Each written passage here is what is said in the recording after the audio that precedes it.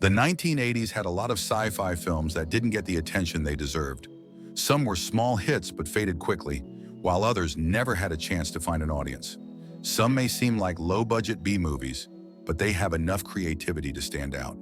Here are 8 such films that are worth discovering or rediscovering. Time Rider didn't do well in theaters but found fans on VHS over time. It's a fun mix of science fiction and Western. Lyle Swan is a motorcycle racer who accidentally travels 100 years into the past. Unlike most time travel films, he never fully realizes what's happening, which adds to the movie's charm. It's not a perfect film, but it's full of heart, energy, and fun performances. Definitely worth checking out if you enjoy B-movies. Dr. Daniel, played by Klaus Kinski, works on a space lab in the year 2036, developing illegal androids. He's building a new female robot that will replace his assistant, Max 404. But things change when Max rescues a spacecraft and meets a real woman for the first time. He's sweet, a bit creepy, but somehow wins her over. Some say the film starts strong, but quickly falls into every sci-fi cliché. George Lucas, however, called it smart and relevant.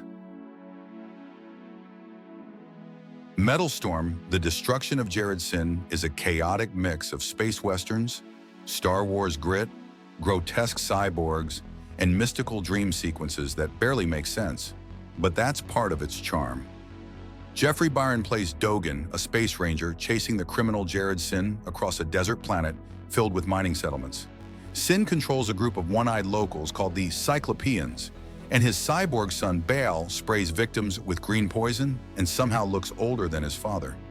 The whole thing feels like a low-budget fever dream, clearly inspired by Mad Max, but there's a scrappy energy here that's often missing from modern sci-fi. Morons from Outer Space is a science fiction spoof directed by Mike Hodges, known for Get Carter and Flash Gordon.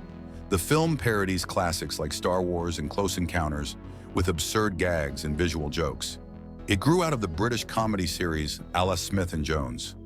3 aliens from the planet Blob crash-land their spaceship on a British motorway. Despite being incredibly stupid, they are mistaken for advanced visitors and quickly become media sensations. They rise to fame as glamorous rock stars.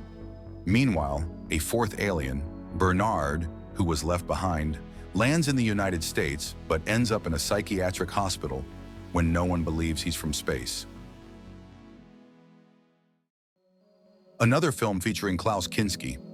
A big corporation sends a crew to Titan, Saturn's largest moon, to investigate an alien signal. But things go wrong fast. A creature sneaks aboard, infecting crew members and turning them into extensions of itself. As paranoia grows and sabotage spreads, the survivors are pushed to their limits.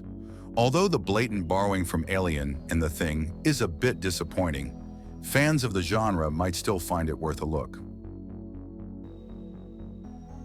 Moontrap isn't perfect. The film almost starts off on the wrong foot with a voiceover talking about the final frontier, while a cheap synthesizer score does its best to sound grand. Just get through that knowing it gets much better.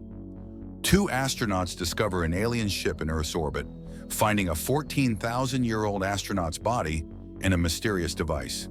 They bring both back to NASA, where they learn the device is a robot that creates cyborgs. After defeating it, they travel to the moon for more answers, only to find themselves in a race to stop the robot's deadly plan and save Earth. Miracle Mile didn't find its audience when it came out, maybe because of its dark subject or poor marketing. It's part science fiction thriller, part love story, and part disaster film. Set during the Cold War, it explores a terrifying what-if scenario. Anthony Edwards plays a man who answers a random payphone, expecting a call from a girl he just met. Instead, he hears a panicked voice warning that nuclear war is about to begin, in just over an hour. As panic spreads, he races across Los Angeles to find her, meeting all kinds of strange people along the way.